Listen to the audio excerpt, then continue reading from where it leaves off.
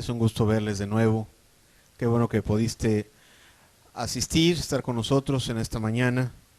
Es un gusto ver rostros que teníamos tiempo de no ver. Qué bueno que te vemos. Siéntete bienvenido en esta mañana para escuchar la palabra con nosotros. Vamos el día de hoy a retomar el ciclo que comenzamos la semana pasada. Hemos estado hablando de la eternidad. Y hablábamos la semana pasada una verdad que es, o verdades que son muy, muy importantes, tanto para el cristiano necesita conocer la eternidad, necesita entender la eternidad, necesita entender cuál es la esperanza a la cual ha sido llamado. Ahora bien, si tú te estás acercando a Cristo Jesús, estás buscando de Dios, es bien importante que entiendas el concepto de la eternidad en toda su extensión. ¿Por qué? Porque el entender la eternidad, el entender cuál es el llamado que te hace Cristo Jesús, es lo que define realmente la respuesta que tú puedas dar al llamado, al mensaje que hace Cristo a tu vida. La semana pasada, solamente recuerdo de manera breve, la semana pasada hablábamos de los dos reinos, del reino de la tierra y del reino de los cielos. Dos reinos completamente diferentes. Es necesario hacer en nuestra mente la separación que Cristo Jesús quiere que hagamos, que entendamos que el reino de la tierra, este reino terrenal, está lleno, la Escritura lo describe así, de corrupción, está lleno de imperfección, está lleno no solo en la cuestión material, sino sobre todo en el carácter de las personas. La Biblia le llama un reino de corrupción. Ahora bien, también veíamos la semana pasada que el reino de los cielos es completamente opuesto. El reino de los cielos es todo perfección, es todo, es perfecto en todas las cosas, es perfecto en su construcción, es perfecto en su carácter, es maravilloso. La próxima semana hablaremos a profundidad muchas de las verdades maravillosas de ese reino de los cielos.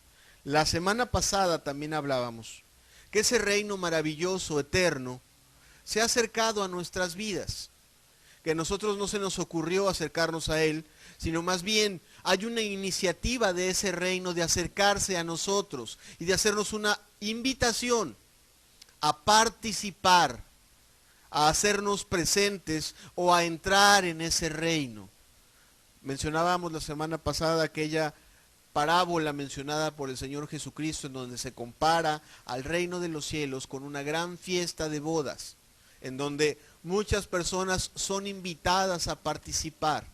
Y amado, yo quisiera empezar esta enseñanza precisamente con eso. Y quisiera recordarla una y otra vez porque vamos a estar hablando de la eternidad. Sin embargo, es necesario que tú tengas presente que tú eres invitado por Cristo Jesús a participar en esa gran fiesta de las bodas. Dice la Escritura que muchas personas son llamadas a participar a esa gran fiesta de las bodas y sin embargo son pocas las escogidas. Y son pocas las escogidas no por otra cosa, sino porque no saben valorar. No entienden en su corazón la grandeza, lo maravillosa de esa invitación. Amado, que hoy Dios nos ayude a comprender, a valorar, a entender en el corazón lo grandioso de ese llamado. Vamos a abrir la escritura en Primera de Pedro, capítulo 1, versículo número 3. Y vamos a tener presente la verdad que vamos a estar estudiando en esta mañana. Bendito el Dios y Padre de nuestro Señor Jesucristo, que según su grande misericordia nos hizo renacer para una esperanza viva por la resurrección de Jesucristo de los muertos. Repetimos porque es importante fijar tu atención en este versículo. Fíjalo bien en tu mente. Dice, bendito el Dios y Padre de nuestro Señor Jesucristo, que según su grande misericordia nos hizo renacer para una esperanza viva por la resurrección de Jesucristo de los muertos. Hagamos una oración. Padre, en el nombre de tu Hijo amado Jesucristo. Dios, abre nuestro entendimiento y abre las puertas de los cielos, Señor.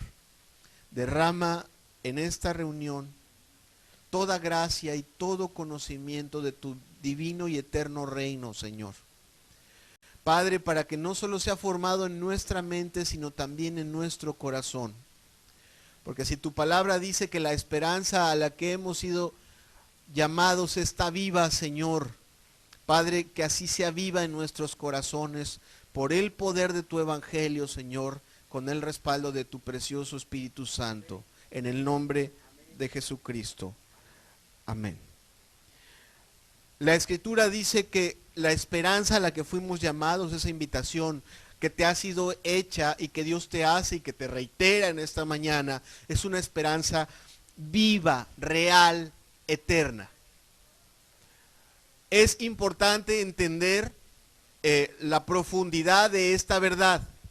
La Biblia le llama una esperanza viva. ¿Por qué? Porque el cristiano, porque tú y yo que nos estamos acercando a Dios, nos acercamos a Dios en esperanza y nos acercamos a Dios en fe. Esto es, no podemos tocar, no podemos ver con nuestros ojos físicos las cosas a las cuales estamos siendo llamados, ¿verdad? No podemos ver con certeza a un ángel, o no podemos ver todavía con nuestros ojos las calles de oro y el mar de cristal. Tenemos que verlos a través de los ojos de la fe. Sin embargo, en esta mañana vamos a hablar de esa esperanza viva y por qué Dios le llama así, por qué Pedro cita al hablar de la esperanza a la que hemos sido llamados, esa invitación que nos hace el reino de los cielos, ¿por qué le llama una esperanza viva? De entrada quiero decirte que le llama por la realidad y por la certeza de ese llamado y de esa esperanza. Y yo quisiera de entrada compararlo con la esperanza de este mundo para que tú puedas entonces, al compararla con la esperanza de este mundo, tener una certeza de a qué se está refiriendo el apóstol Pedro cuando se refiere al llamado del reino de los cielos como una esperanza viva. ¿Cuál es la esperanza de este mundo? ¿En qué consisten las esperanzas de las personas en este mundo? Tú ponte a ver, ¿qué espera la gente que no conoce a Dios y que no ama a Cristo Jesús? ¿En qué basa sus esperanzas? ¿En qué basa su vida? ¿Qué es lo que tiene en su corazón? ¿Qué es lo que define sus metas? Algunos piensan, o su esperanza está basada en lo que podrán ver en sus hijos. Otros están sus deseos y sus esperanzas, sus motivaciones basadas en lo que puedan hacer en su trabajo. Algunos otros, sus esperanzas, sus deseos están basados en lo que puedan lograr en esta vida.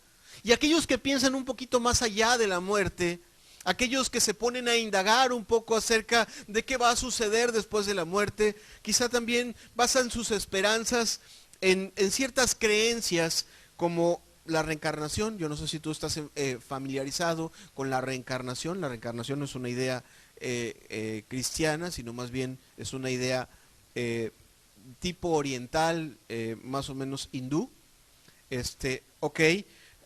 Personas que piensan o su esperanza está basada en que si hacen las cosas bien en esta tierra, quizá tengan la oportunidad de reencarnar en una vida mejor. Algunas personas tienen la visión de un paraíso terrenal, ya sea en esta tierra, al quizá construirse en su mente un imperio material, o algunas otras de heredar lo que muchas religiones pintan, entre ellas los mismos testigos de Jehová, que te pintan o te dibujan un paraíso terrenal. Ok, muchas son las esperanzas que tiene el ser humano, muchas son las cosas en las cuales el ser humano basa su esperanza. Algunos tienen meramente arraigado su corazón en las cosas que puedan conseguir y disfrutar en esta tierra. Dice el Salmo 49, versículos 11 y 12. Dice que en algunos de los seres humanos que habitan esta tierra, Su íntimo pensamiento es que sus casas serán eternas y sus habitaciones para generación y generación. Dan sus nombres a sus tierras, mas el hombre no permanecerá en honra. Es semejante a las bestias que perecen. ¿Qué nos enseña la Biblia? Que todas las cosas, escúchalo bien, todas las cosas en las cuales el ser humano basa su esperanza, se desvanecen. Veíamos la semana pasada que Jesucristo decía, no pongas tu corazón en las cosas que están en esta tierra, porque todas sin excepción desaparecen. Si tú pones tu confianza en que tus papás o que tus hijos te van a vivir mucho, todo eso es incierto y tienes la certeza de que va a desaparecer. Tú pones tu confianza en tus bienes materiales y tienes la certeza de que tarde o temprano se va a desvanecer. Tú pones tu confianza en que en este momento tienes una reputación, tienes una posición social, un buen trabajo. Dice la Escritura, ten la certeza que aquello en lo cual basas tus esperanzas y tu confianza va a desaparecer y se va a desvanecer. Ok, ahora bien, en aquellos que miran más allá de la muerte, la Escritura misma habla de que la esperanza de aquel que no ama al Dios vivo y verdadero desaparece con él cuando muere. Las personas, tú sabes que por mucho, tú sabes que vivimos en una cultura, sobre todo en esta cultura, la mexicana, que se burla de la muerte, que se ríe de la muerte, que es jactanciosa, que puede dibujarte a la Catrina y puede hacer cosas relacionadas con la muerte y que pareciera es indolente con la muerte. En el fondo del corazón del ser humano existe un gran terror. Inclusive cuando su vida está fundada no en la fe y en el amor del Dios vivo y verdadero. Y con eso me estoy refiriendo a que existen muchísimas religiones que forman falsas esperanzas en los corazones. Y te pongo el ejemplo de una persona mundialmente famosa, el presidente de Venezuela, Hugo Chávez, una persona que se decía y que en los últimos años de su vida, cuando estuvo padeciendo cáncer, se decía cristiana y decía hablar de Dios, decía creer en Cristo Jesús, se dice que buscó que se le hablase la palabra de Dios, y sin embargo, el último mensaje que publicó en su cuenta de Twitter, el último mensaje que por ahí le transmitió a las personas que le cuidaban era, no me dejen morir. Sus seguidores lo interpretaron como que el hombre quería seguir gobernando, quería seguir sirviendo. Amado, yo leí ese mensaje y el mensaje reflejaba un claro terror a lo que venía después de su muerte. Y amado, este mundo tendrá muchísimas religiones. Habrá gente que sea catoliquísima, habrá gente que sea muy metida en la iglesia evangélica. Tú podrás ver testigos de Jehová que tocan todos los sábados puerta tras puerta. Tú podrás ver a musulmanes que están completamente decididos a irse a estrellar en un avión o a ponerse una bomba en un metro, creyendo que van a heredar cosas en la eternidad. Y en todas las religiones falsas hay un común denominador: realmente no tienen una certeza. No hay una certeza. Hay un paso en falso. Es como si fuera un escalón. Un escalón cuando la luz está apagada, en donde la gente dice, bueno, se convence en su mente de que va a encontrar seguridad, pero la religión falsa lo único que proporciona es un engaño y al final de cuentas jamás proporciona la certeza en el corazón de lo que va a suceder después. Entonces es como si dieses un paso en una escalera en la oscuridad. Y habrá gente que habrá estado 40 años metida en una iglesia. Pero cuando tú la confrontas con el paso que precede a la eternidad, lo que notas en su corazón es terror. Dice Proverbios 11, versículo número 7. Cuando muere el hombre impío, perece su esperanza. Y la expectación de los malos perecerá. Así termina la esperanza del ser humano. No le hacen que él esté basada, si es un hombre de religión o no es un hombre de religión. La Escritura dice que cuando el hombre impío, o sea, cuando la Biblia se refiere al hombre impío, se refiere al hombre que está lejos en su corazón de Dios. Lo podrá estar físicamente en una iglesia, pero su corazón está lejos de Dios.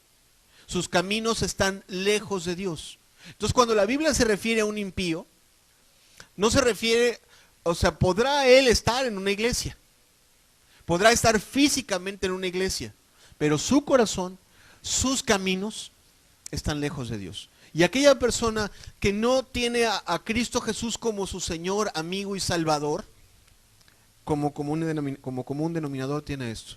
Cuando llega el momento del umbral de pasar a la eternidad, perece su esperanza. Su esperanza está delimitada por la muerte. Ok. La Biblia dice que la esperanza a la que tú y yo fuimos llamados, a la que tú y yo estamos invitados, es completamente diferente. Escúchalo bien, por favor apúntalo por ahí. Es completa y absolutamente diferente a la esperanza que tienen las personas que viven en esta tierra, se llamen cristianas o no. Así de sencillo. Le llama al apóstol Pedro a la esperanza que tienen los cristianos una esperanza viva. Es una esperanza viva porque es real, porque proporciona una certeza y porque le llama viva también porque es verificable. Dice primera de Tesalonicenses 4, versículos del 13 al 14. Tampoco queremos, hermanos, que ignoréis acerca de los que duermen, para que no os entristezcáis como los otros que no tienen esperanza. Porque si creemos que Jesús murió y resucitó, así también traerá Dios con Jesús a los que durmieron con él. Ok, aquí la Escritura nos está diciendo que los gentiles, cuando muere una persona, se entristecen. Porque no tienen una esperanza. Yo he platicado con muchísimas personas que realmente no saben si sus familiares se fueron al cielo, al infierno, o no van a vivir más, o no van a jamás los van a volver a ver. Y son personas que, te digo, podrán tener mucha religión a cuestas, mucha Biblia a cuestas y mucho conocimiento a cuestas. Sin embargo, la Escritura dice que los gentiles no tienen esperanza. A diferencia de aquellos cuya esperanza ha sido formada en el corazón por Cristo Jesús. La Escritura dice que el verdadero cristiano, el que ama a Dios, tiene esperanza. Tiene una esperanza real y verdadera, fundamentada en la verdad de Dios.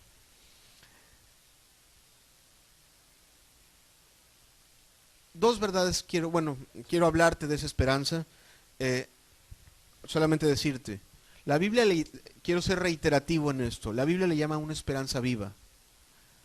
Porque a diferencia de toda la esperanza que existe en el mundo, tiene cimientos estables, sólidos y verificables. Por ejemplo, una persona podrá estar convencidísima de que va a reencarnar.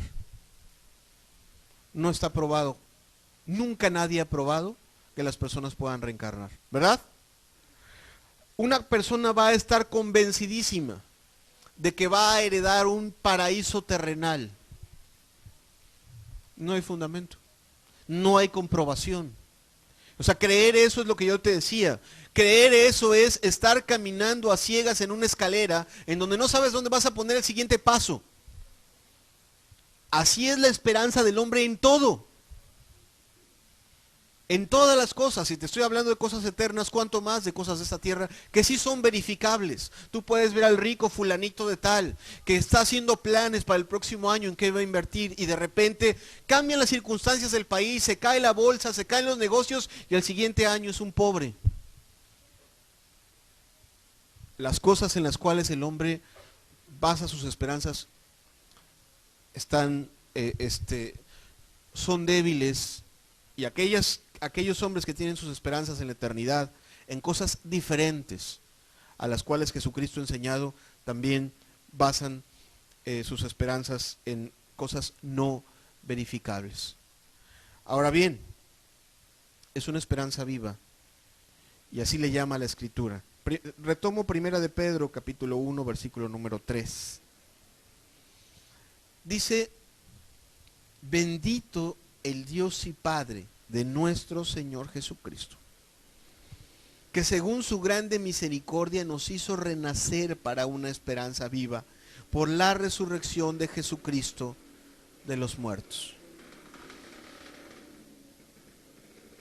El Padre de nuestro Señor Jesucristo, según este pasaje, nos hizo renacer a una esperanza viva por la resurrección de Jesucristo de los muertos.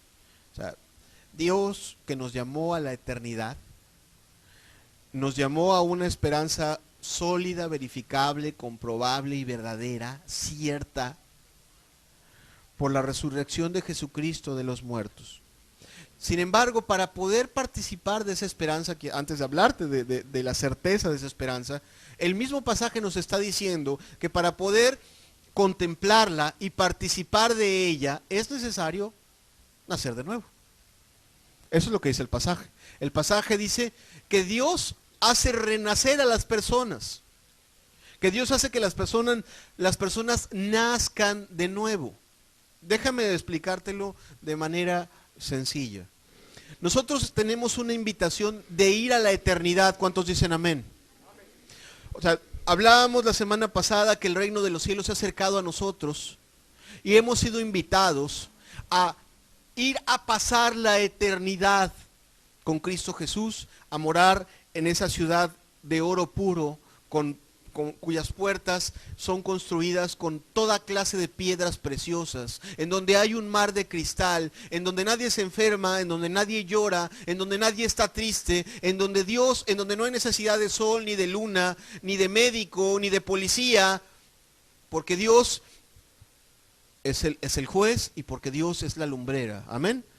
Tú y yo hemos sido invitados a participar y a vivir. Esa es la esperanza a la cual hemos sido llamados. Dios nos ha invitado a pasar la eternidad con Él, a sentarnos a la mesa en el reino de los cielos. ¿Cuántos dicen amén? A morar en moradas eternas. La próxima semana vamos a ver algunas de esas visiones celestiales maravillosas de ese precioso lugar. Pero esa es la invitación. Esa es la invitación. Antes de hablarte de lo verificable que es esa invitación y de lo sólida que es, quiero decirte que para explicarte según el texto, en el orden en el que nos lo pone, el texto nos dice que para poder participar de esas cosas necesitamos nacer de nuevo. Y te lo pongo desde esta forma. Imagínate tú a un pez de río. Su naturaleza es nadar en agua dulce, ¿verdad? Está diseñado, está creado para nadar en agua dulce. Ok, sácalo del agua y mételo en una laguna de agua salada o mételo en el mar. ¿Va a vivir? No va a vivir. Ok, piensa por favor en un animal terrestre. ¿Y por qué no va a vivir? Porque su naturaleza está adaptada a cierto ambiente, ¿verdad? Piensa tú por favor en un animal terrestre, el que tú quieras. Piensa en un oso, piensa en una vaca, piensa en no sé, en un perro. Ok, cámbialo del ambiente al que está acostumbrado y llévatelo, no sé, haz planes de llevártelo a vivir al fondo del mar o acomodarlo junto al delfín, junto a un delfín en una pecera marina. ¿Va a vivir? No va a vivir, porque su naturaleza está adaptada a un medio, ¿verdad? ¿Sí? ¿Sí comprendemos eso? Ok, bien. La Biblia dice que los seres humanos, para poder participar de esa invitación, es necesario que cambiemos de naturaleza. Por una razón, porque este mundo está habituado a la maldad y a la injusticia. Y en aquel lugar, lo único que no hay es maldad e injusticia. Escúchalo bien. Aquí el ser humano está acostumbrado a sentarse a ver las telenovelas y las inmundicias y ver fornicaciones y reírse, y luego le pasa a Pati Chapoy, a esta otra señora peruana que tiene puros chismes y en eso se deleita. Está sentado frente al televisor comiendo cualquier cosa, palomitas, y viendo cómo unos engañan a otros, y viendo cómo unos mienten a otros, y cómo se traicionan unos a otros, y te das cuenta que que este mundo, la naturaleza de las personas de este mundo está habituada a la maldad. ¿Sí o no? ¿Qué divierte a los jóvenes? Películas llenas de violencia, películas llenas de fornicación, películas llenas de toda clase de maldad. Ok, la naturaleza del ser humano está habituada a lo malo. Cuando Nicodemo se acercó a Jesucristo, Jesucristo le dijo: te es necesario nacer de nuevo. Él se acerca y le pregunta: Señor, ¿qué puedo hacer para participar de ese precioso llamamiento que nos vienes a hacer? Le dice Jesucristo: necesitas nacer de nuevo. El otro: ¿pero por qué? La respuesta es muy sencilla: porque la naturaleza corrompida del ser humano no puede heredar la eternidad. Y no me estoy refiriendo a su cuerpo, que ahorita voy a hablarte algunas verdades acerca del cuerpo humano. No me estoy refiriendo a su cuerpo, me estoy refiriendo a la naturaleza del corazón. Es necesario que el corazón sea transformado y sea cambiado. Lo que la Biblia le llama regeneración, sea hecho de nuevo. El profeta Isaías decía que el pacto nuevo incluía que Dios quitase un corazón de piedra y pusiese un corazón ¿de qué? De carne. Un corazón nuevo, un espíritu nuevo, es lo que dice la palabra de Dios. Y para poder participar de ese reino, es necesario que Dios haga su obra en tu corazón, en tu vida. Y Dios es poderoso para hacerlo. ¿Cuántos dicen amén? Ok, pero es necesario que tú desees que Dios lo haga en tu vida. Fíjate, la palabra de Dios dice lo siguiente. Juan 3, versículo 3. Esto es lo que el Señor Jesucristo le dice a Nicodemo: de cierto te digo, que el que no naciere de nuevo no puede ver el reino de Dios. No puede ver por lo que ya te acabo de decir. Porque la naturaleza del cielo es toda pureza. Y la naturaleza de esta tierra es toda corrupción. Todo inmundicia. ¿Sí? Un predicador por ahí decía, y siempre y me gusta recordarlo, me gustaba mucho su ejemplo, y le decía a todos aquellos que les gusta ver cosas inmundas en la televisión: ¿para qué quieres ir al cielo? Allá no hay televisión. ¿De verdad? Ni siquiera te vas a sentir a gusto, porque tu naturaleza busca lo malo. Entonces la gran obra de Dios es hacer que el corazón del hombre sea cambiado. O sea, Dios te llama y Dios te invita a participar de la eternidad y a disfrutar de esas cosas que son maravillosas, preciosas, eternas. Sin embargo, para que realmente tú puedas entrar y realmente tú lo puedas disfrutar, Dios tiene que cambiar tu corazón. Porque también te lo pongo desde este punto de vista. Tú pregúntale a un joven qué le gusta más: ¿escuchar música inmunda o escuchar alabanzas? Le gusta la música inmunda, le gusta el reggaetón, le gusta la chunchaca, le gusta la ranchera, ¿sí o no? La religión corrompida agarra y hace: pues para que vengan, pues está bien, le vamos a poner ranchera cristiana, chunchaca cristiana, reggaetón cristiano. No están cambiando de naturaleza, es la misma naturaleza corrompida, cantando canciones con esos ritmos inmundos, con música, con letra cristiana. No hay un cambio de naturaleza. Dios lo que tiene que hacer para que, una, tú puedas entrar en la vida eterna, y dos, para que puedas deleitarte en Cristo Jesús en la vida eterna, tiene que cambiar tu naturaleza. Tiene que cambiar tu corazón y tus deleites. Y para que eso suceda, es necesario, lo dije la semana pasada y lo reitero. Para que tú puedas ser ciudadano del reino de los cielos, tú tienes que renunciar a tu ciudadanía en esta tierra. ¿Y qué es lo que te hace ciudadano de esta tierra? Tu vida de pecado. Mientras tú ames vivir en pecado, Dios no te puede dar un corazón nuevo y un espíritu nuevo. El día que tú dices, yo quiero dejar de ser ciudadano de esta tierra y renuncio a mis pecados, entonces Cristo Jesús te puede dar un corazón nuevo y un espíritu nuevo. ¿Cuántos dicen amén? Ok, eso es importante.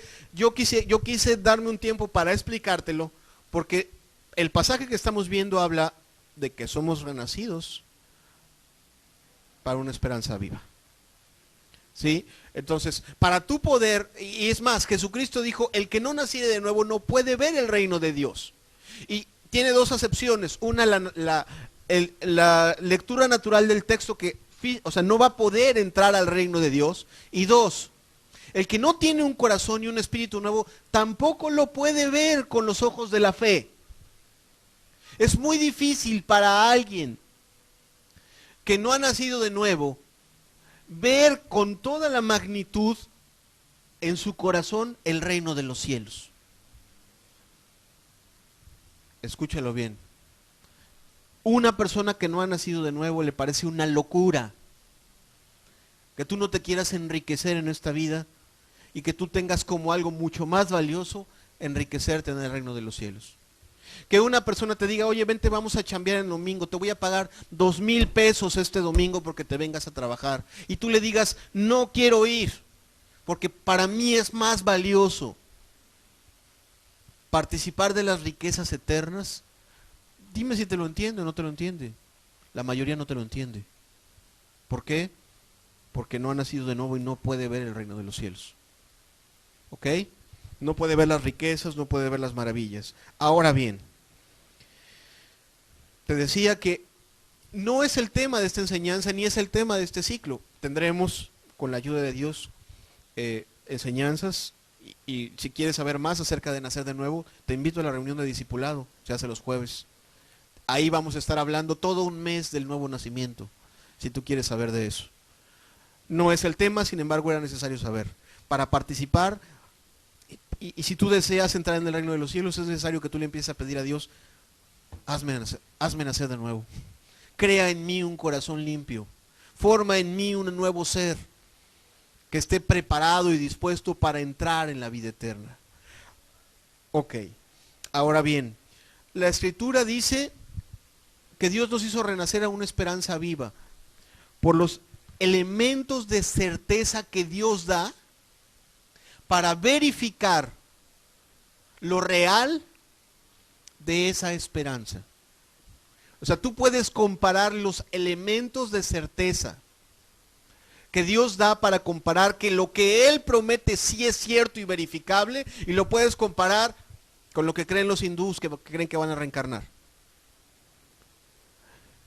¿Cuáles son esos elementos de certeza? El pasaje decía que Dios nos hizo renacer a una esperanza viva por la resurrección de Jesucristo de los muertos.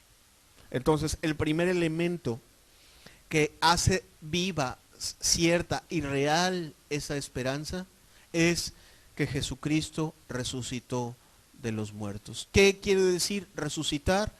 Sencillo, que alguien que está muerto vuelve a la vida. Y hay dos clases de resurrección literales. Hay algunas metafóricas, otras son literales. Literal es que un muerto, un ser de esta vida, deje de vivir, muera, y que vuelva a tener vida en esta vida, lo cual hizo Cristo Jesús. ¿Cuántos dicen amén? Hay otra clase de resurrección mencionada en la Escritura que tiene que ver con que alguien que muere en esta vida se levanta de los muertos en otra vida y sigue viviendo. ¿Sí entendemos eso? ¿Cuántos dicen amén? Esa de entrada es la esperanza a la cual somos llamados tú y yo. La puerta de entrada a ese maravilloso reino de los cielos, la puerta por donde van a entrar la mayoría de las personas invitadas a participar de esa hermosa fiesta de bodas a la cual nos invitó el Señor Jesucristo, es la muerte y la resurrección. Escúchalo bien. Te decía hace un momento, la diferencia entre una religión falsa y una verdadera es que la religión falsa no quita el temor a la muerte y no pone certezas en el corazón. Pero la puerta de entrada, obviamente yo sé que Jesucristo es la puerta, que Jesucristo dijo, yo soy la puerta. Pero aquí déjame hablarte ya del proceso de entrada a la vida eterna. El proceso de entrada a la vida eterna incluye la muerte física en este mundo y levantarse de entre los muertos para entrar en el reino de los cielos. ¿Sí comprendemos esa verdad? Ok. El primer elemento de certeza es que la resurrección es verificable y cierta. Y algunas personas de religiones falsas cuestionaron a Jesucristo acerca de la resurrección. No creían en esa afirmación de Jesucristo. Jesucristo afirmó que nosotros vamos a heredar la vida eterna a través de la resurrección de entre los muertos. Y algunos no creían en esa resurrección. Marcos 12, versículos 18 al 27. Entonces vinieron a él los saduceos, que dicen que no hay resurrección. Vinieron a Jesucristo y le preguntaron diciendo, Maestro, Moisés nos escribió que si el hermano de alguno muriere y dejare esposa, pero no dejare hijos, que su hermano se case con ella y levante descendencia a su hermano. Hubo 7 hermanos, el primero tomó esposa y murió sin dejar descendencia. Y el segundo se casó con ella y murió, y tampoco dejó descendencia. Y el tercero, y de la misma manera. Y así los 7, y no dejaron descendencia. Y después de todos murió también la mujer. En la resurrección, pues, cuando resuciten, ¿de cuál de ellos será la mujer? Ya que los 7 la tuvieron por mujer. Entonces respondiendo Jesús les dijo, ¿no erráis por esto? Porque ignoráis las Escrituras y el poder de Dios. Porque cuando resuciten de los muertos, ni se casarán, ni se darán en casamiento, sino serán como los ángeles que están en los cielos. Pero respecto a que los muertos resucitan, ¿no habéis leído en el libro de Moisés cómo le habló Dios en la zarza diciendo, yo soy el Dios de Abraham, el Dios de Isaac y el Dios de Jacob? Dios no es Dios de muertos, sino Dios de vivos. Así que vosotros mucho erráis. Un pasaje largo y algunas verdades que destacar. Gente que ignoraba acerca de la resurrección o que cuestionaba o que no creía en la resurrección. La primera verdad afirmada por Cristo es que para Dios no hay muertos. Escúchalo bien. Para los seres humanos de esta tierra sí hay muertos. Tú puedes decir, mi abuelo murió hace 25 años y no lo he visto, no lo he vuelto a ver desde hace 25 años. O tengo miedo a que muera mi madre y no volverla a ver en esta tierra. Para nosotros existen los muertos, para Dios no hay muertos. ¿Qué quiere decir con esto? Que para Dios todos viven. Esto es, si no viven aquí, viven en la eternidad, pero todos viven. Unos resucitan para estar en su presencia, otros resucitan para ir a la condenación. ¿Sí conocemos esa verdad? ¿Cuántos dicen amén? Ok, de entrada, para Dios, Abraham, Isaac, Jacob, Moisés, están vivos. Juan el Bautista, al cual le cortaron la cabeza, está vivo. Pedro, Juan, Jacobo, los apóstoles, Pablo, que también le cortaron la cabeza, está vivo. ¿Ok? Para Dios no existe esa diferencia que para ti y para mí existe. Esto es, para Dios las personas mueren en esta tierra y se levantan a vivir en una tierra eterna. O si lo quieres llamar desde esa forma, no es una tierra eterna, sino es un mundo eterno. Ahora bien, ¿cómo podemos verificar que los muertos resucitan? Porque el apóstol dice, bueno, si los muertos no resucitan, entonces nuestra esperanza es tan vana como los que creen en la resurrección, en la reencarnación. Es vana. Si no podemos demostrar que los muertos resucitan, entonces, pues nosotros estamos convertidos en una religión falsa como los demás. Veamos lo que dice el apóstol en 1 Corintios 15, versículos 16 al 22. Porque si los muertos no resucitan, tampoco Cristo resucitó. Y si Cristo no resucitó, vuestra fe es vana y aún estáis en vuestros pecados. Entonces, también los que durmieron en Cristo perecieron. Si en esta vida solamente esperamos en Cristo, somos los más dignos de conmiseración de todos los hombres. Eso sería así. Y es lo que el mundo ha querido demostrar. Sin embargo, sigue diciendo, mas ahora Cristo ha resucitado de los muertos. Primicias de los que durmieron es hecho. Porque por cuanto la muerte entró por un hombre, también por un hombre la resurrección de los muertos. Porque así como en Adán todos mueren, también en Cristo todos serán vivificados. Ok, quiero decirte algo. Cristo no resucitó porque yo lo afirme desde aquí. Cristo resucitó porque es el hecho más demostrado en la historia de la humanidad. Cristo resucitó porque la ciencia ha querido demostrar que no resucitó. Y lo único que ha hecho la ciencia es comprobar con sus investigaciones que Jesucristo sí resucitó. Esto es, su tumba está vacía. Y los 12 apóstoles que él escogió, los cuales afirman que lo vieron resucitado, uno de ellos afirma que Jesucristo le extendió las manos y le dijo, por favor mete tu dedo aquí, y le mostró su costado, le dijo, mete tu mano acá. Esos 12 apóstoles, esas 12 personas que llevaron esa verdad y anunciaron al mundo que lo vieron resucitado con sus propios ojos, y no solo ellos, sino más de 50 personas. Lo hubieron resucitado también. Esas 12 personas afirmaron y se fueron a la muerte porque algunos los traspasaron, a otros los metieron a ollas ardiendo, a otros les cortaron la cabeza. Serían unos locos de remate al ir a la muerte y a dejar que los golpearan, los maltrataran, los humillaran, los metieran a ollas ardientes, si no lo hubieron resucitado. Digo, el simple hecho de la vida y testimonio de los apóstoles es solo una de las pruebas que muestran o que demuestran que Jesucristo sí resucitó. Una es su tumba vacía, la otra es el testimonio de ellos y también alguien escribió respecto de ellos nada más.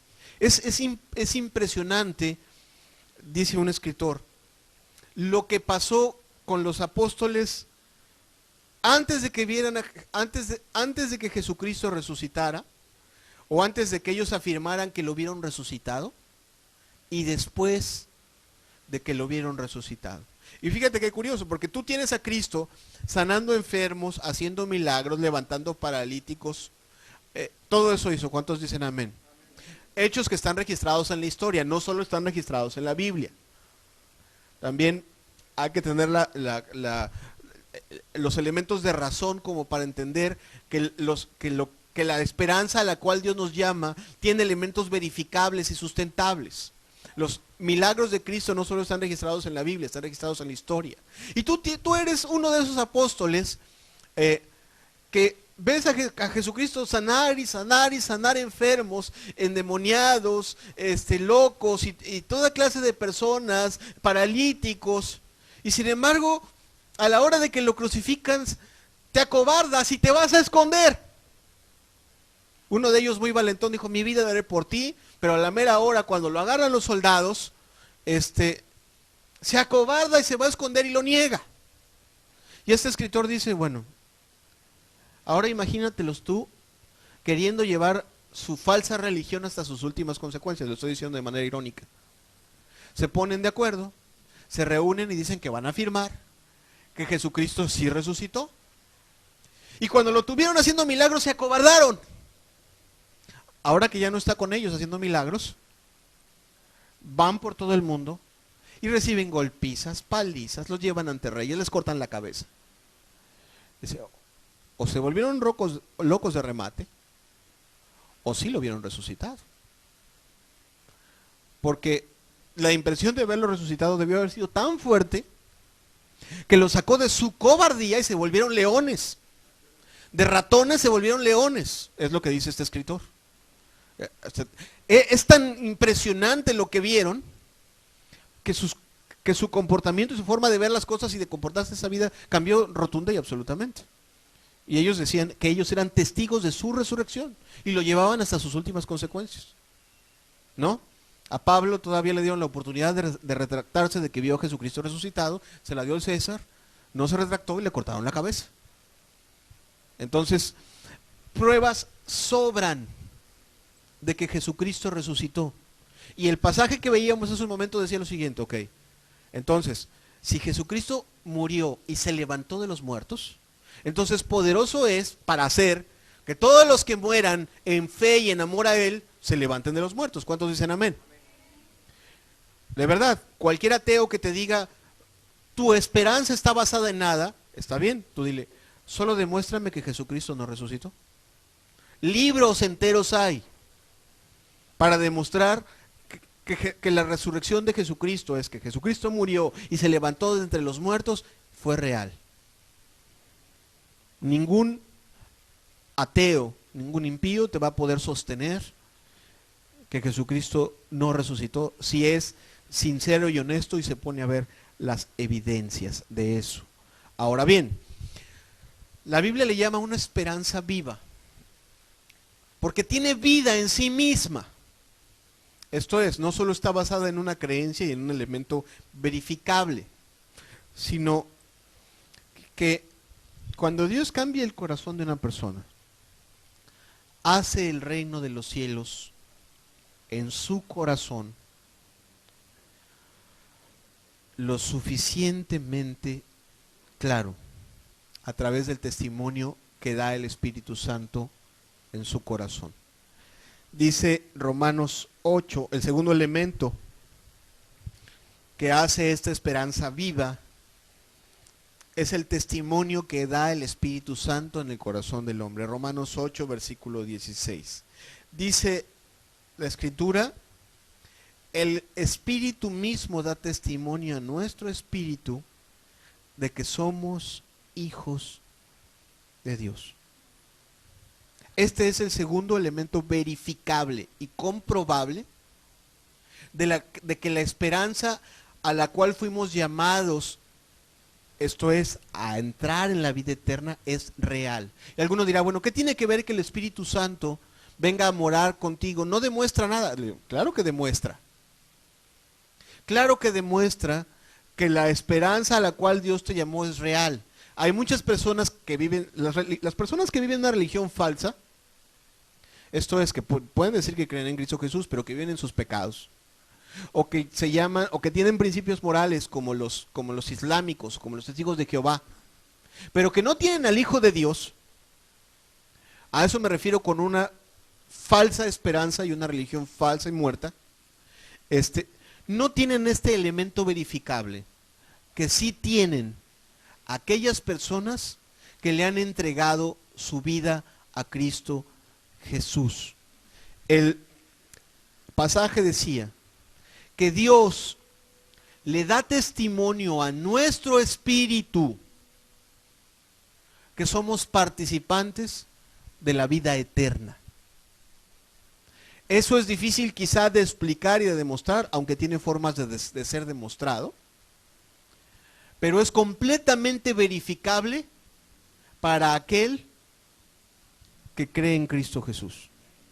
Dice la Escritura que todo aquel que es nacido de nuevo recibe el espíritu de adopción, por el cual clamamos Abba, Padre. Esto es, empieza a ver a Dios no como un tirano, no como un juez que lo va a mandar al infierno, sino empieza a ver a Dios como su Padre amado. Lo empieza a ver como su buen pastor, lo empieza a ver como su amigo y consejero, y empieza a vivir una vida enamorada de él. Pero de entrada lo primero que tiene, eso va creciendo por supuesto, lo primero que tiene en el corazón es un testimonio de que su vida ha sido limpiada y de que ha sido adoptado como hijo en el reino de los cielos. La semana que viene hablaremos de esa herencia y de esa adopción de una manera un poquito más profunda. Pero eso es verificable. Eso es verificable, ¿por qué? Porque hay frutos del Espíritu. Y dice la Escritura que el árbol se conoce por los frutos. ¿Cuántos dicen amén? Podrá decir una persona, puede traer su Biblia bajo el brazo, puede traer la falda que casi la pisa, la puede tener hasta sucia de tanto que la pisa, de lo larga que la trae. Y sin embargo, sea una persona amargada, de mal carácter. Ese no es el fruto del Espíritu, ¿verdad? La Escritura dice que tú puedes verificar quién tiene el fruto del Espíritu. Y el fruto del Espíritu es amor, es gozo, es paz, es paciencia, es mansedumbre, es bondad, es fe. ¿Cuántos dicen amén? Tú ves a una persona llena de paciencia, llena de amor, llena de bondad. Tú ves a alguien. Es verificable por fuera lo que hay por dentro. ¿Cuántos dicen amén? Es completamente verificable. Tú te puedes dar cuenta si una persona está en paz y en comunión con Dios simplemente porque le ves paz y paciencia. Porque tiene gozo en su corazón. Porque todos están histéricos y se está cantando alabanzas. Porque eso es fruto del Espíritu. ¿Sí? Entonces, eso también es verificable. Es un testimonio que Dios pone en el corazón de que la esperanza y la invitación es cierta, hay una certeza. Y de hecho, yo lo mencioné de manera breve la semana pasada, ahora lo mencionaré de una manera un poco más profunda. Segunda de Corintios, capítulo 1, Segunda de Corintios 5, del 1 al 8. ¿Qué es lo que dice? Él se está hablando ya de la esperanza de heredar la vida eterna, de participar en la eternidad.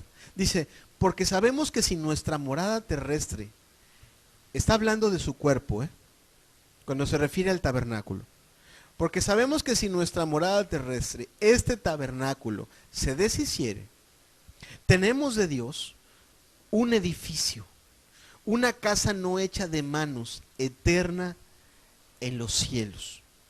Y por esto también gemimos, deseando ser revestidos de aquella nuestra habitación celestial, pues así seremos hallados vestidos y no desnudos.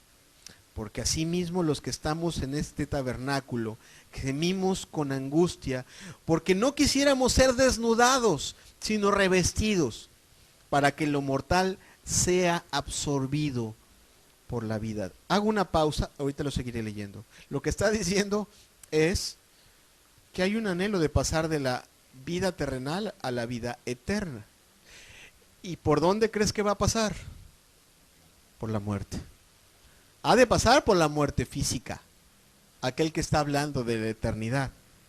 Pero dice, y sigue aquí el punto de lo que yo quería ilustrar, mas el que nos hizo para esto mismo es Dios, quien nos ha dado las arras del Espíritu. Las arras del Espíritu son una garantía de la herencia. Cuando un hombre se casa con una mujer, en algunas ceremonias religiosas le otorga unas arras de una garantía de que le va a proveer, ¿verdad? ¿Sí? Ok. El Espíritu Santo nos ha sido dado para muchísimas cosas.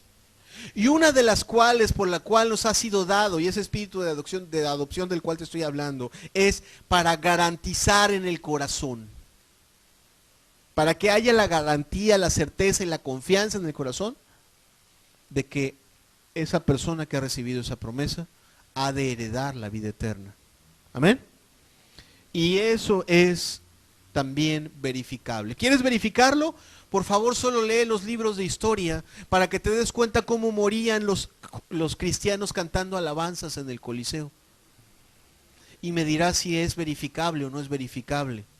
¿Cómo puede ser posible que una persona que está siendo devorada por leones o que está siendo acribillada por soldados en un coliseo muera en una completa y absoluta paz? Por una razón, porque el Espíritu Santo produce tal certeza en el corazón que el cristiano, que el creyente le pierde el temor a la muerte.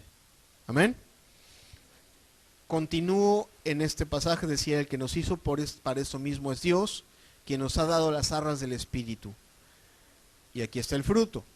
Así que vivimos confiados siempre, y sabiendo que entre tanto estamos en el cuerpo, estamos ausentes del Señor, porque por fe andamos, no por vista.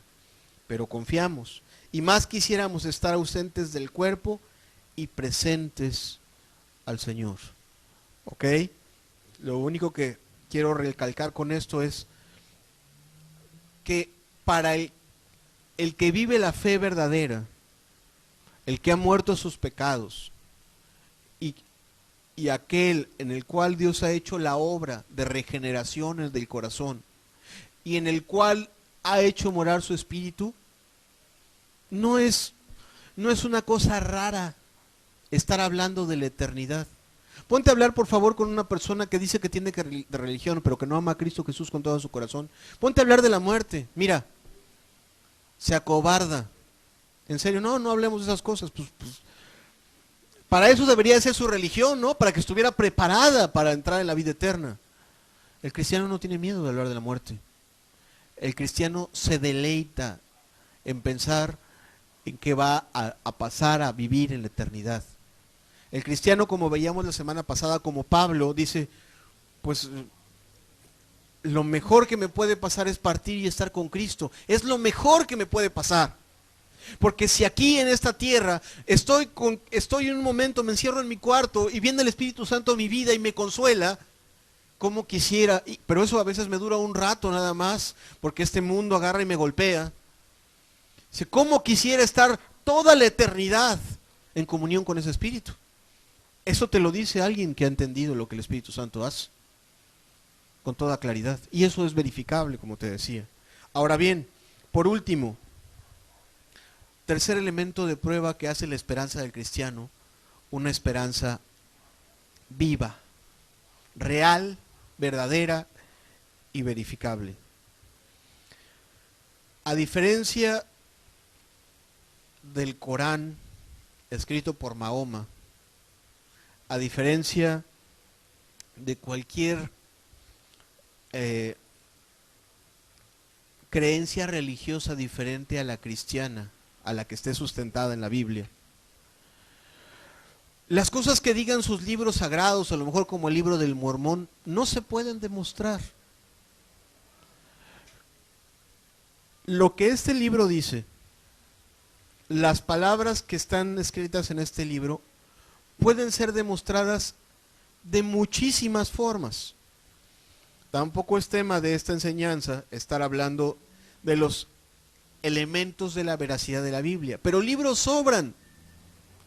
Amado, libros sobran para demostrar que cuando la Biblia dice que las estrellas hacen sonidos, por ejemplo, las personas se dan cuenta con su tecnología ya más actual. La Biblia lo dice 1500 años antes y la ciencia lo descubre ya por ahí del 1900, más o menos. Las cosas que afirma la Biblia, todas ellas son comprobables o verificables con la ciencia humana. Está completamente demostrado que los eventos proféticos descritos en la Biblia, que se escribieron, por supuesto, mucho antes de que ocurrieron en la historia y está comprobado. O sea, la Biblia es un libro confiable. No es lágrimas y risas. No es un librito que tú puedas decir, bueno, le haremos caso o no le haremos caso. Aquel que dice que la Biblia la escribieron los hombres es un insolente, que no tiene cultura y que no se ha dado a la tarea de revisar en la literatura secular que este libro ha sido puesto a prueba. ¿Por qué lo digo? Porque no solo tenemos como prueba de que de la eternidad la resurrección de Jesucristo.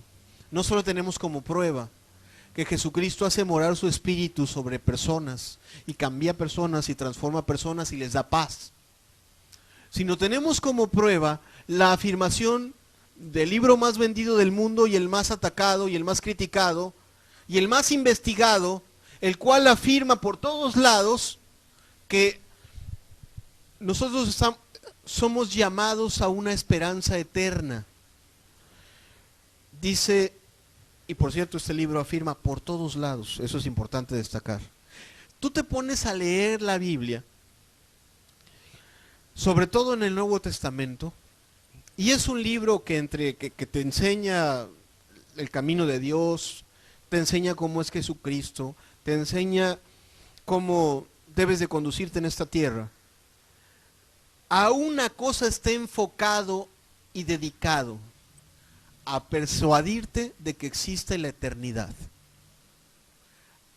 Si eres cristiano, está diseñado para formar en tu corazón, en tu mente y en tu corazón, la idea clara de que existe la eternidad y de que la eternidad es maravillosa. Así.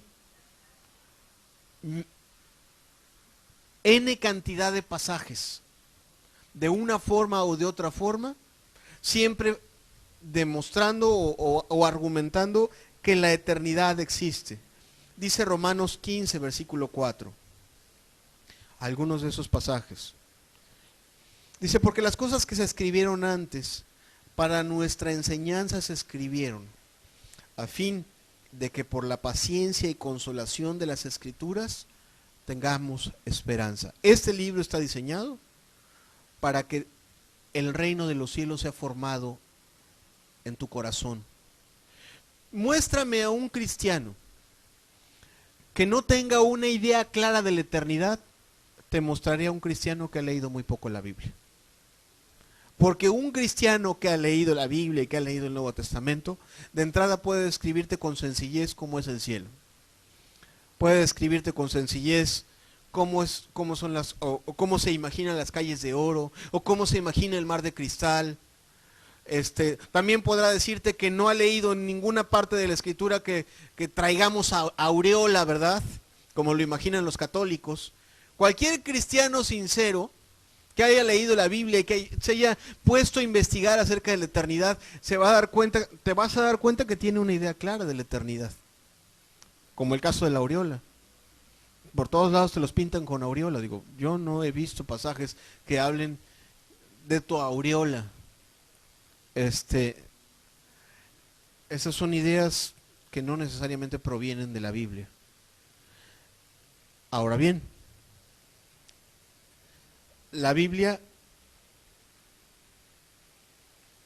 te decía, está diseñada para formar la eternidad en tu corazón. Hebreos 11, versículos 13 al 16.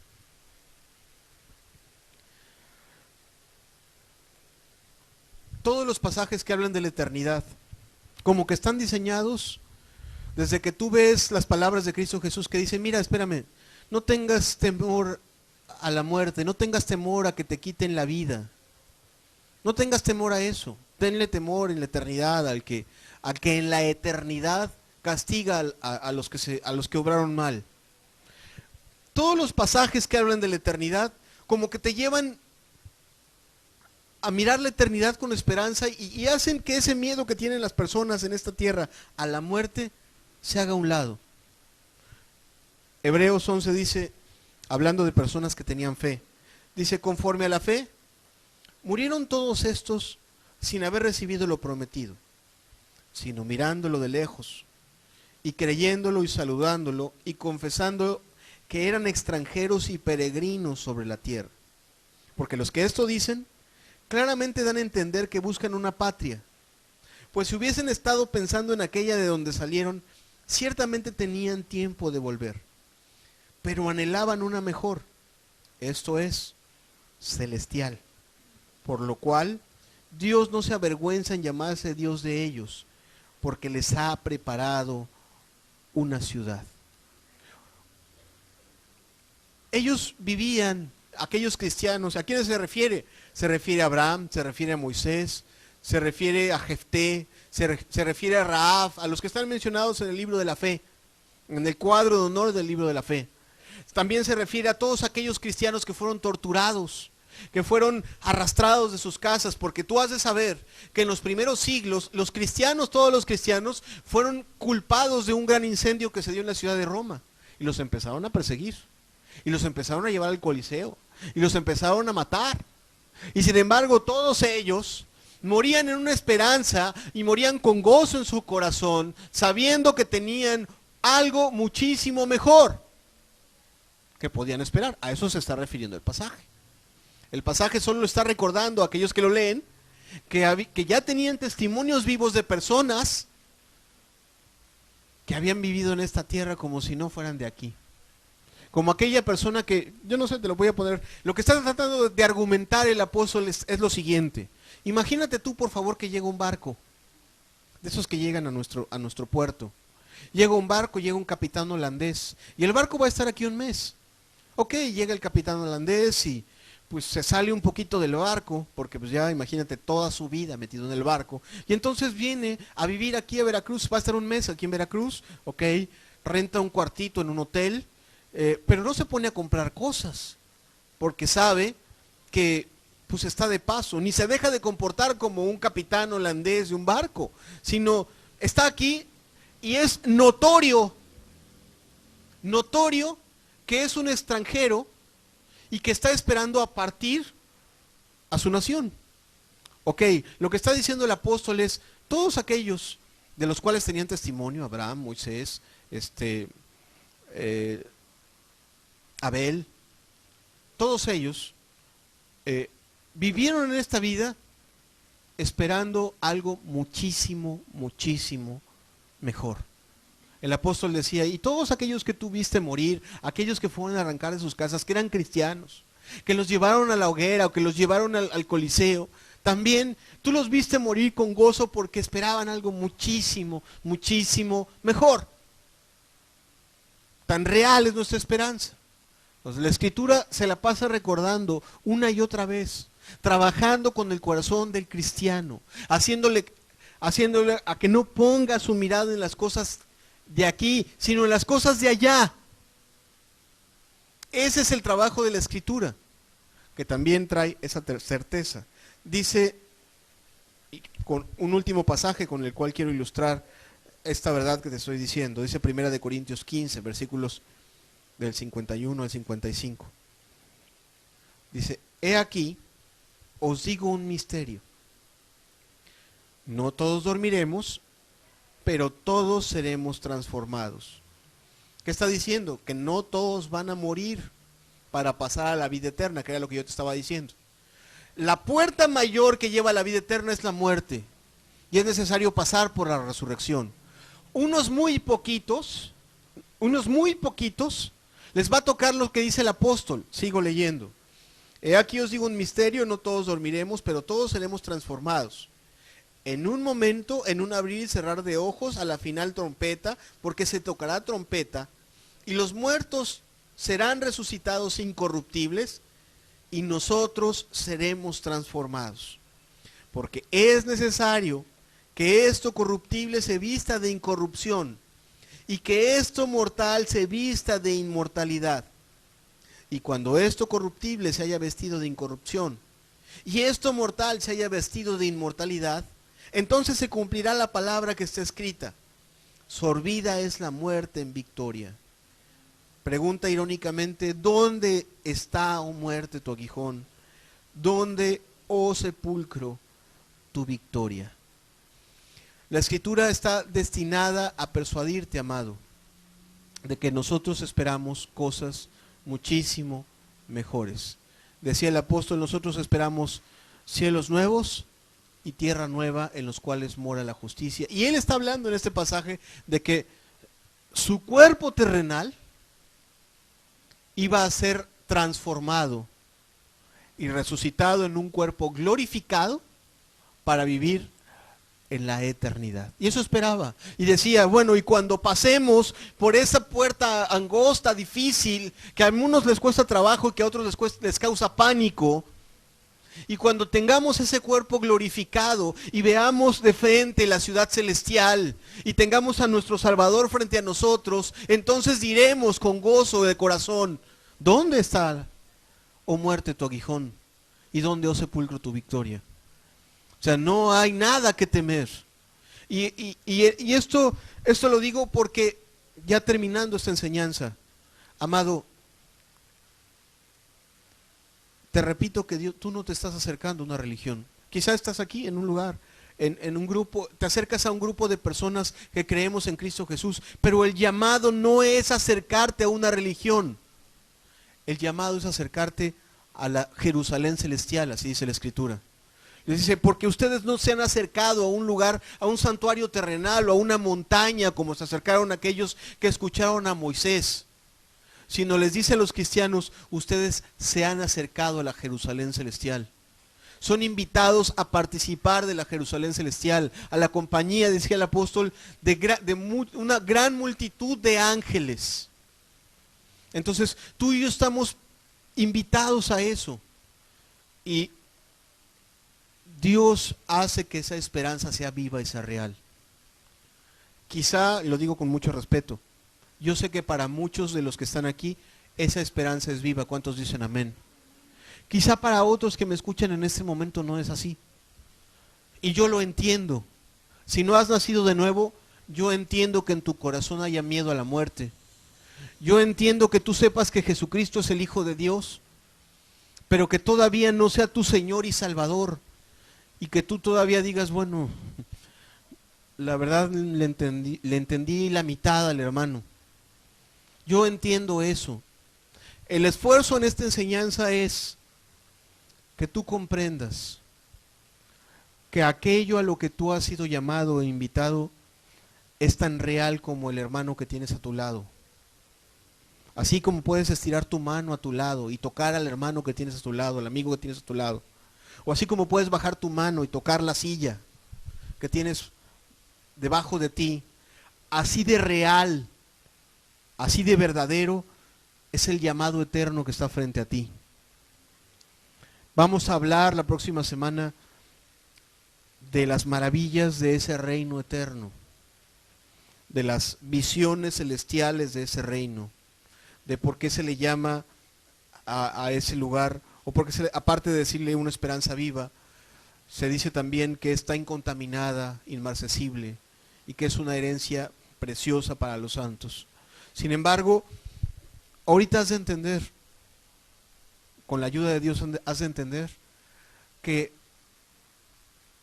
aquellos que dicen sí quiero participar de esa invitación, sí quiero, es para mí, Señor, renuncio a mi ciudadanía en esta tierra, que quiere decir, renuncio a mi maldad y a mis pecados. Quiero que mi corazón sea cambiado y sea preparado para ir a esa ciudad. Quiero dejar esta idea clara en tu mente. El miedo a la muerte es borrado. Escúchalo bien. El miedo a la muerte es borrado. Con esto no te quiero decir que un cristiano no pueda tener miedo a que lo atropelle un carro o cosas así. Pero el cristiano pierde ese pavor porque él sabe que su esperanza es verdadera, que su esperanza es real, que vale la pena sufrir en esta vida porque lo que le ha sido prometido es real y tiene pruebas en esta tierra de que lo va a heredar, de que cuando él cierre los ojos en esta vida y los abra en la eternidad, no quedará avergonzado. Escúchalo bien, porque este mundo por todos lados y de todas formas trata de avergonzar la esperanza del cristiano, cuando quien debería de estar avergonzado de no creer es el mundo. Sin embargo, la Biblia le llama esperanza viva, porque tiene vida en sí misma, porque es real, porque es verdadera, porque es verificable. Cerremos los ojos un momento, terminemos esta reunión haciendo una reflexión, meditando en un canto de ministración, pensando lo siguiente. Amado, si Dios se levantó de entre los muertos,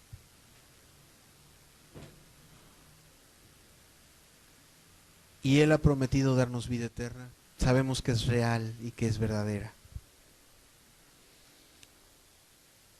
Si Dios se ha encargado, a lo mejor en esta mañana, mientras lo alavábamos, de llenarnos nuevamente de su Espíritu,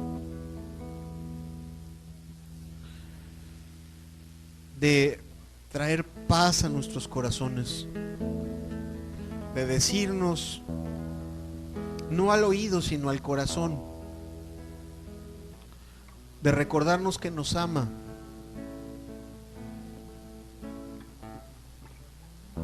si Él traía a nosotros, a nuestro corazón y a nuestra mente esa preciosa verdad de que he aquí estoy contigo, eso solo son las arras del Espíritu, la garantía de que hemos de recibir lo prometido en la eternidad. La eternidad nos es descrita por la Biblia como un momento precioso en donde todo aquel que ama a Cristo y que lucha en esta vida por el pecado recibirá una corona de gloria, será premiado, recibirá una piedra con su nombre, será reconocido por Dios, será consolado, será amado, será sanado de sus enfermedades y de sus dolencias. Hoy, amado, podemos irnos de aquí sabiendo que, a diferencia de lo que prometió Mahoma o de lo que habló Mahoma, el cual sigue en su tumba, lo que nos prometió Jesucristo es real y es verdadero. Que esa invitación que nos vino a hacer a esa preciosa fiesta de las bodas será gloriosa y será maravillosa. David decía en su corazón, yo sé que mi Redentor vive, pero también decía que estaba seguro que con sus ojos habría de ver a su Rey.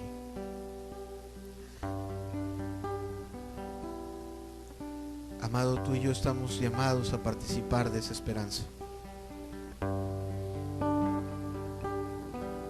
La Biblia llama a nuestro Dios el Dios vivo y verdadero, porque mientras las religiones se postran delante de su ídolo y le lloran o le oran al muñequito o a la imagen y su alma queda vacía, cuando tú doblas rodillas ante Cristo Jesús y humillas tu espíritu,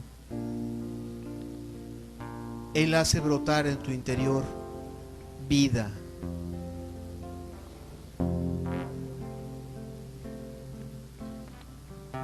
Jesucristo, ese Rey que vino a invitarnos, que descendió del cielo a extendernos la mano, acercando su reino a nosotros, ha dicho a nuestros corazones, no hay nada que temer. Si yo me he levantado de los muertos, poderoso soy para levantar de entre los muertos a todos los que me aman y creen en mí. Oh Padre, haz viva esa esperanza en nuestros corazones, Señor, formando el reino de los cielos. Haz que de nuestros corazones sea disipado, Señor, todo temor mundano, y haz que en nuestros corazones sea formada la esperanza eterna, Señor,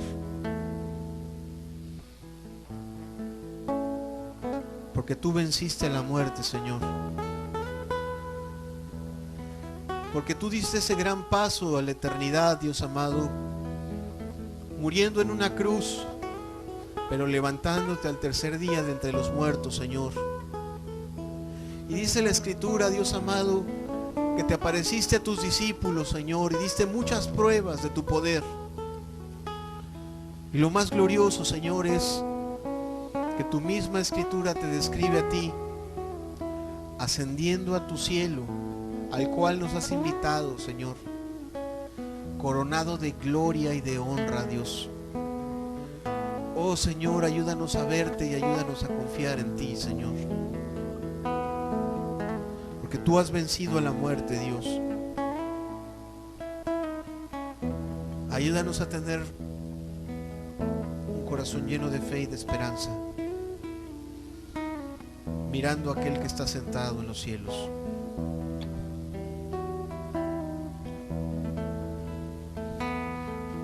Escuchemos este canto.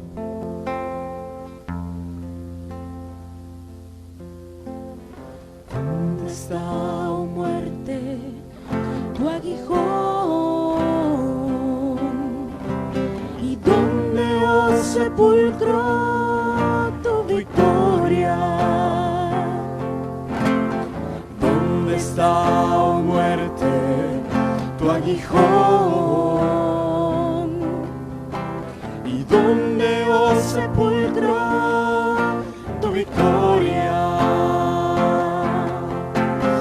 ¿Dónde está, oh muerte, tu aguijón? ¿Y dónde, oh sepulcro, tu victoria? Porque venció la muerte, porque venció la muerte, porque venció la muerte, porque venció la muerte. ¿De dónde está, oh muerte, tu aguijón? ¿Y dónde, oh sepulcro, tu victoria?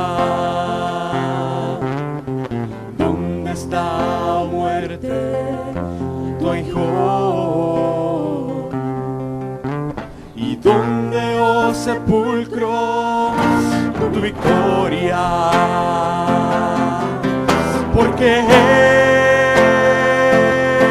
venció la muerte, porque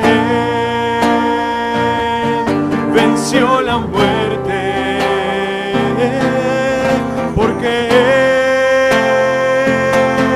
venció la muerte, porque venció la muerte. Sorbida es la muerte en victoria por Jesús, por Jesús. Sorbida es la muerte en victoria por Jesús, por Jesús. Y es que Él venció la muerte, porque Él venció la muerte, porque Él venció la muerte, porque Él venció la muerte. Oh Señor, porque tu Espíritu nos hace creer con toda certeza de esa promesa tan preciosa, Señor. Y tenemos como gran demostración, Dios amado, de esa promesa, la prueba de tu resurrección, Señor. Como decía el apóstol, Cristo las primicias y luego los que son de Cristo en su venida, Señor. Si tú fuiste levantado de entre los muertos, Señor, ¿cómo no nos guiarás, Dios amado? ¿Cómo no nos levantarás de entre los muertos y nos llevarás aún más allá de la muerte por la eternidad, Dios amado? Oh Padre, qué grandes son tus promesas, Señor. Llévanos a adorarte a la eternidad, Dios. Llévanos a adorarte con toda certeza, Señor. Guiados por tu espíritu, dependiendo de ti, sin ver por dónde ir, guiados por la fe que nos sostiene para seguir, guiados por tu espíritu, dependiendo de ti, sin ver por dónde ir, guiados por la fe que nos sostiene para seguir. Tu presencia nos has dado, gracia hemos hallado, por siempre he de decir y he de testificar que nos guiarás hasta el final. Tu presencia nos has dado, tu gracia hemos hallado, por siempre he de decir y he de testificar que nos guiarás hasta el final. Nuestro Dios es Dios eterno, Él nos guiará aún más allá de la muerte, y por la eternidad su amor nos sostendrá, Él nos guiará hasta el final. Podemos confiar en ti, Señor. Nuestro Dios es Dios eterno, Él nos guiará aún más allá de la muerte, y por la eternidad su amor nos sostendrá, Él nos guiará hasta el final. Porque tus promesas son inconmovibles, Señor. Porque fiel es el que prometió, Dios amado. Eres grande. Yo les invito a que cantemos nuevamente todos juntos este canto. Lo hemos escuchado, quizás es nuevo para ti. Entonémoslo de nuevo con el corazón.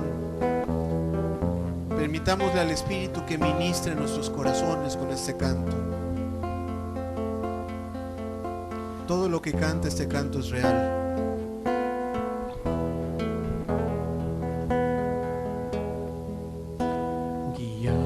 Por tu espíritu, dependiendo de ti, sin ver por dónde ir, guiados por la fe que nos sostiene para seguir,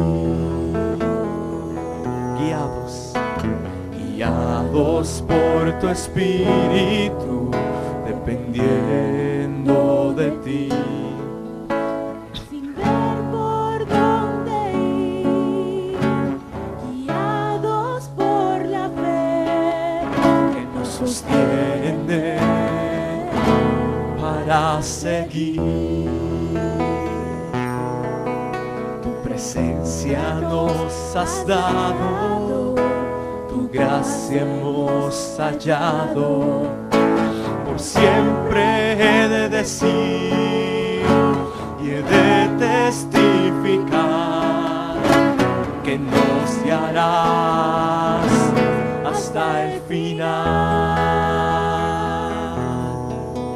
Tu presencia nos has dado, tu gracia hemos hallado. Por siempre he de decir y he de testificar que nos guiarás hasta el final. Nuestro Dios es Dios eterno, Él nos guiará aún más allá de la muerte, y por la eternidad su amor nos sostendrá. Él nos guiará hasta el final. Nuestro Dios. Nuestro Dios es Dios eterno, Él nos guiará aún más allá de la muerte, y por la eternidad su amor nos sostendrá. Él nos guiará hasta el final. Él nos guiará hasta el final. Él nos guiará por la eternidad, por la eternidad.